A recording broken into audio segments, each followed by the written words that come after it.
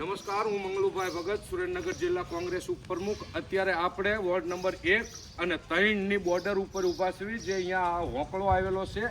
એ હોંકળો સાફ કરવા માટે કાલે ને પરમ દિવસે એક જેસીબી હાલતું હતું।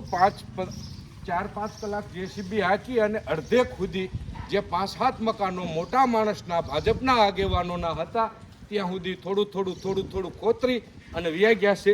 એટલે પ્રમુખ સાહેબને પણ હું કહું છું કે જે તમે કામ સીંધો છો એવા માણસો અડધું કામ કરીને જાય છે, એટલે એમાં આખા નગરપાલિકાની બોડીની ઇજ્જત જાય છે। એટલે મહેરબાની કરીને જેવા તમે કામ સીંધો એને 100% સારું કામ કરે, આખું કામ કરે। આમાં 25 લીટર ડીઝલ બાળ્યું અને 25 લીટર એમના ઘીરે જતું હોય છે, એવી પરિસ્થિતિ અત્યારે અમને દેખાઈ રહેશે। આની અંદર લગભગ 2 થી 3 કલાક મશીન હાલેલું છે, એટલે આ બાવળ નથી કાઢેલા। આ બધી આ પરિસ્થિતિ, આમાં આ 2 હુકડા જેટલું સામાન કચરો પ્લાસ્ટિક કાઢેલું છે।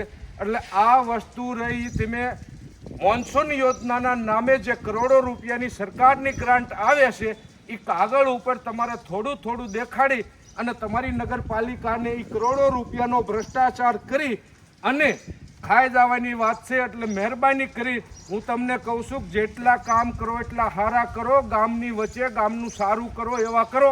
અને હું આજે 25 સભ્યોને ચેલેન્જ કરું છું કે જો તમારે ખોરી નીતિથી જ કામ કરવું હોય તો કર્યા રાખો, બાકી